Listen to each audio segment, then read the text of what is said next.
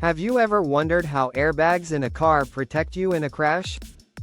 These incredible devices inflate within just 0.016 seconds.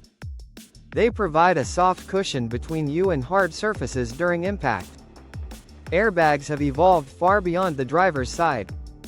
Most modern cars have at least 6 airbags. These include the driver, front passenger, side impact, curtain, and knee airbags. High-end models may include as many as 16 airbags. Let's break down how they work. In the event of a collision, sensors detect sudden deceleration. The airbag deploys, inflating rapidly. This creates a barrier, reducing the risk of injury from hard surfaces. Imagine being in a car accident. With an airbag, the chances of serious injury decrease significantly. Instead of hitting the steering wheel or dashboard, you hit a soft, inflated cushion. In summary, airbags are crucial safety features in today's vehicles. They inflate instantly, offering protection from multiple angles, and are essential for reducing injuries during crashes.